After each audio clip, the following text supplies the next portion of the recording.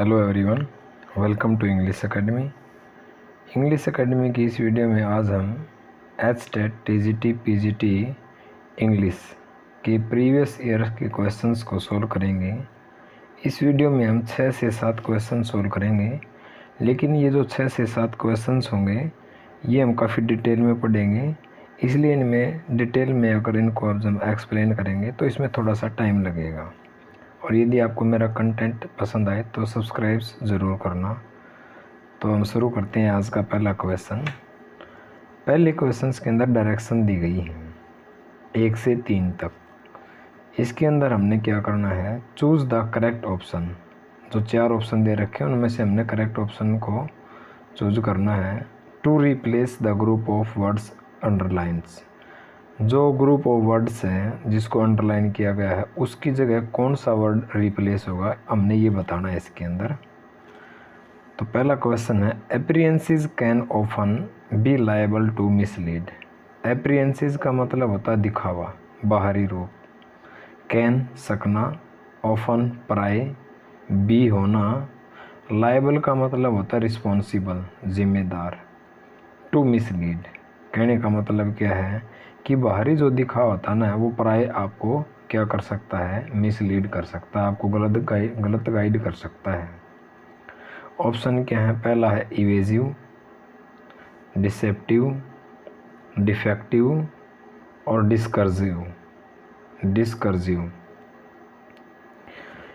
Evasive का मतलब होता है वेग, कोई चीज़ अस्पष्ट होना, क्लियर न होना, यानी एम्बिग्यूअस होना, अनक्लियर होना। ये तो नहीं है इसका मतलब। कोई भी बाहरी जो दिखावा है वो लायबल हो सकता है मिसलीड के लिए। इसका आंसर आ जाएगा डिसेप्टिव, भ्रमात्मक होना। क्या होना, भ्रमात्मक होना, डिसेप्टिव। तो ये जो ऑप्शन है दूसरे, हम इनको भी स्टडी कर लेते हैं। पहला है इवेजिव। इवेजिव का मतलब होता है कोई चीज़ अनक्लियर होना, स्पष्ट ना होना, बिल्कुल साफ क्रिस्टल क्लियर दिखाई नहीं देना। एम्बिग्यूअस, ये इसके सिनोनिम्स हैं, इसके समानार्थ हैं। एम्बिग्यूअस जो है वर्ड ये काफ़ी बार एग्जाम में पूछा गया है। एम्बिग्यूअस यानी अनक्लियर। दूसरा जो हमारा आंसर था डिसेप्टिव। डिसेप्टिव का मतलब होता है इल्यूजन, किसी चीज़ का भ्रम होना या स्पूरियस होना, स्पूरियस, इल्यूजन या इल्यूजिव भी बोल सकते हैं इसको हम, या फालिसियस होना, भ्रामक होना, भ्रमात्मक की स्थिति उत्पन्न होना। मृग मृच्छिका होती है ना, जैसे मृग जो है अपने अंदर कस्तूरी नामक पदार्थ होता है लेकिन उसको जंगल में ढूंढता रहता है, उसको इल्यूजन ही बोलते हैं, भ्रम की स्थिति होती है, वो डिसेप्टिव होता है। तीसरा ऑप्शन था इसके अंदर डिफेक्टिव। डिफेक्टिव का मतलब होता है कोई चीज़ दूषित हो जाना, कंटेमिनेट हो जाना या आउट ऑफ ऑर्डर, ख़राब हो जाना। हम इसको आउट ऑफ ऑर्डर भी कह सकते हैं या कंटेमिनेट भी बोल सकते हैं। तीसरा हमारा ऑप्शन था डिस्कर्सिव। डिस्कर्सिव का मतलब होता है कोई चीज़ out of contest. Out of contest का मतलब होता है अप्रासंगिक, इररेलेवेंट होना। इररेलेवेंट ये भी काफ़ी बार एग्जाम में पूछा जाता है। सेकंड जो क्वेश्चन है, having been officially banned. Officially आधिकारिक रूप से किसी चीज़ को बैन कर देना, प्रोहिबिट कर देना, प्रतिबंध लगा देना। द पॉलिटिकल पार्टी वाज ओबलाइज्ड, और उसके कारण जो राजनीतिक जो पार्टी है वो ओबलाइज हो जाती है, मजबूर हो जाती है, to meet and operate in secret. यानी आधिकारिक रूप से किसी चीज़ के ऊपर बैन लगा दिया और उसके कारण जो राजनीतिक जो पार्टी थी वो अपने काम है ना, अपने काम जो ऑपरेट करती है गुप्त रूप से करती है, गुप्त रूप से करने के लिए मजबूर है। मिलना जुलना भी गुप्त रूप से होता है, उसको बोला जाता है। इनमें से ऑप्शन है पहला स्टिलिथली, चोरी से, इम्प्लिसिटी या विस्कार्सियली या क्लैंडेस्टाइन्स। क्लैंडेस्टाइन्स हो जाएगा, इसका मतलब आ जाएगा आंसर, सही आंसर होगा क्लैंडेस्टाइन, यानी इसको क्लैंडेस्टिनली भी बोल सकते हैं। इसका मतलब होता है गुप्त रूप से, सीक्रेटली या कॉन्फिडेंशियल। कॉन्फिडेंशियल का मतलब भी होता है गुप्त, सीक्रेट का मतलब भी होता है कोई चीज़ गुप्त रूप से करना, या क्लैंडेस्टाइनली यानी गुप्त रूप से। स्टिलिथली का मतलब होता है चोरी। तीसरा हमारा क्वेश्चन है, the women trapped in the blazing house, एक ऐसी महिला जो फंसी। ट्रैप का मतलब होता है फंसना, ब्लेज होता है आग लगी होना, ब्लेजिंग हाउस एक घर है जिसके अंदर आग लगी हुई है, उसके अंदर एक महिला फंसी हुई है।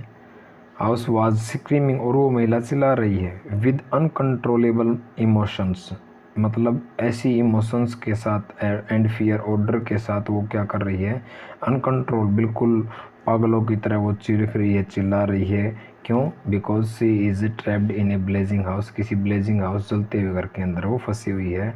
उसको क्या बोला जाता है? टायरलेसली, ट्रेमेंडसली, हिस्टेरिकली या इमोशनली।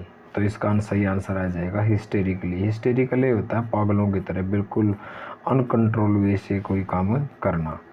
तो टायरलेस का मतलब होता है, टायर मीन वैसे होता है थकना, और लेस मीन से रहित, यानी जो व्यक्ति कभी नहीं थकता, अथक बोल देंगे इसको, अथक, टायरलेस। और जो अथक होता है, कभी थकता नहीं, फुल ऑफ एनर्जी से रहता है, उसको बोल सकते हैं हम एनर्जेटिक। एनर्जेटिक, विगोरस, जोश से भरा हुआ। झील, झील का मतलब भी होता है उत्साह, उत्साह, जोश बोल सकते हैं, जोश या उत्साह बोल। एंथुजियाज्म, ये तो काफ़ी बार पूछे जाते हैं, झील का और एंथुजियाज्म। विगोरस, झील, एंथुजियाज्म, एनर्जेटिक यानी टायरलेस, ये इसके सिमिलर वर्ड हैं। इसका बिल्कुल एंटोनियम्स उल्टा आ जाएगा, लेजी पर्सन, जो बहुत ही ज़्यादा सुस्त है, जो एंथुजियाज्म से युक्त नहीं है। आइडल, निकम्मा बोल सकते हैं उसको, लेजी बोल सकते हैं।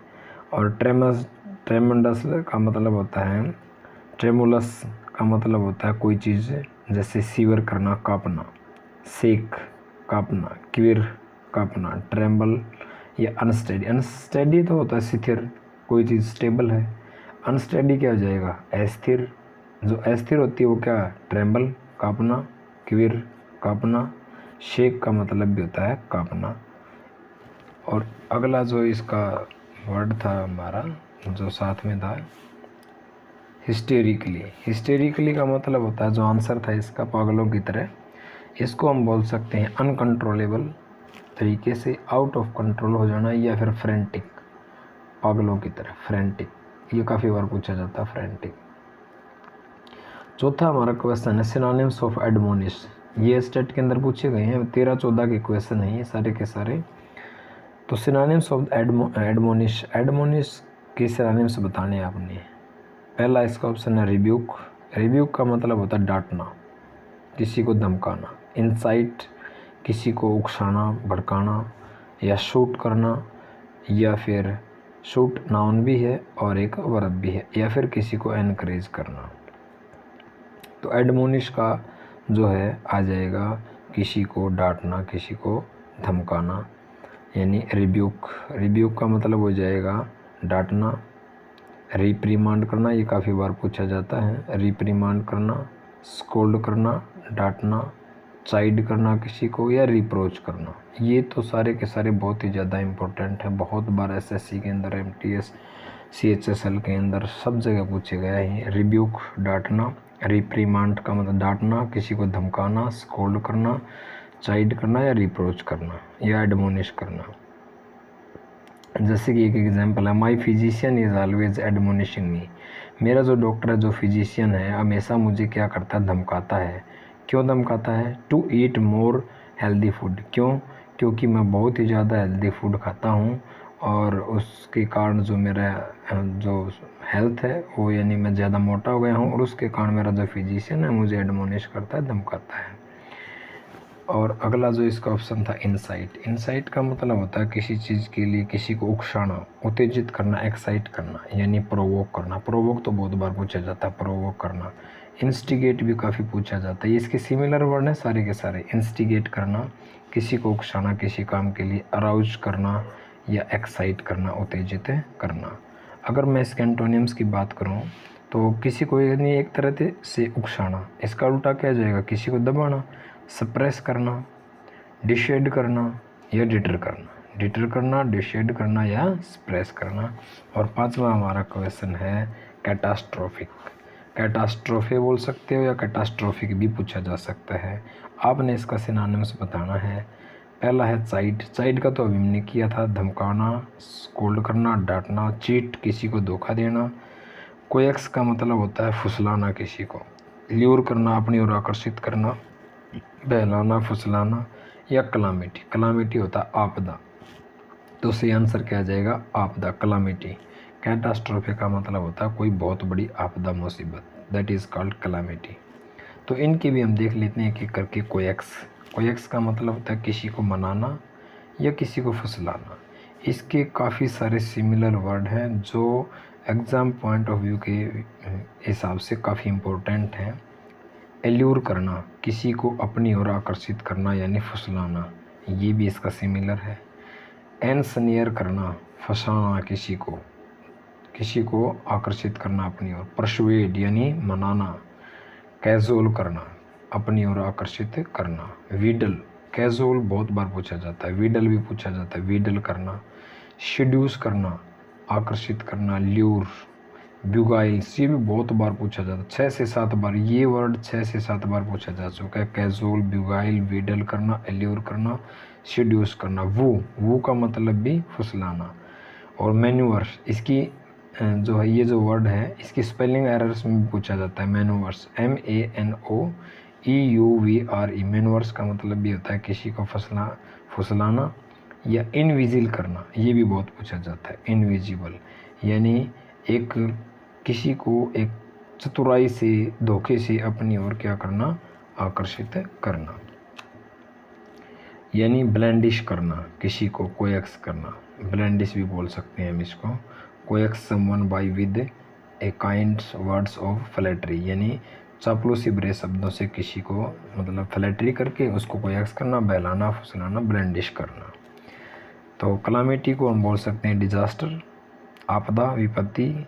कैटेकलिज्म बोल सकते हैं, ये भी बहुत पूछा जाता है। कैटेकलिज्म बोल सकते हैं हम इसको, या क्राइसिस बोल सकते हैं, आपदा बोल सकते हैं।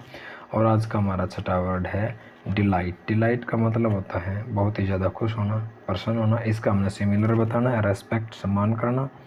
डिस्ट्रेस का मतलब होता है उदास, सैड होना, ओप्रेस होना, डिसमल होना। और वेरिएशंस का मतलब अलग अलग तरह से कोई चीज़ होना, वेरिएशन होना किसी चीज़। और प्लेजर, प्लेजर इसका सही आंसर आ जाएगा प्लेजर, खुश होना। तो प्लेजर के जो सिनोनिम्स हैं, जो समानार्थक हैं, वो है हैप्पीनेस, ग्ली, खुश होना, Joy, rejoice, glad, release. Release, glad, rejoice, Joy, Glee, happiness. इसका बिल्कुल अपोजिट एंटोनियम्स आ जाएगा डिस्मे, उदासी, डिस्ट्रेस, डिसमल। डिसमल, डिस्ट्रेस या डिस्मे, इन सब का होता है उदास हो जाना। और आज की वीडियो का लास्ट हमारा जो वर्ड है, आपने इसका सिमिलर बताना है। डोसाइल, 13 और 14 एस्टेट 13 और 14 के अंदर ही पूछे गए हैं। डोसाइल्स का सिमिलर बताना है, सिनोनिम्स बताना है। सेल्फ विल्ड, अपनी इच्छा से काम करने वाला। डिसमल अभी हमने पढ़ा है, उदास। डिसिट, किसी को धोखा देना। और जेंटल का मतलब होता है विनम्र होना। तो डोसाइल का सिमिलर वर्ड आ जाएगा जेंटल। जेंटल, जेंटल को हम सॉफ्ट बोल सकते हैं। किसी का नेचर होता है सॉफ्ट, बहुत ज़्यादा सॉफ्ट होते हैं। सबमिसिव पूछा जाता है, सबमिसिव। माइल्ड, विनम्र। मीक, पोलाइट, पोलाइट बोल सकते हैं, मीक बोल सकते हैं, माइल्ड बोल सकते हैं, सबमिसिव बोल सकते हैं और सॉफ्ट बोल सकते हैं। तो आज की इस वीडियो में हमने 7 जो है सिमिलर वर्ड्स थे, कुछ ये अलग अलग टाइप के थे जो एस्टेट 2013-14 के अंदर पूछे गए थे। और इनको हमने बिल्कुल डिटेल से हमने इनको एक्सप्लेन किया। यदि आपको ये मेरा कंटेंट पसंद आया हो तो प्लीज़ सब्सक्राइब ज़रूर कीजिएगा। Thank you.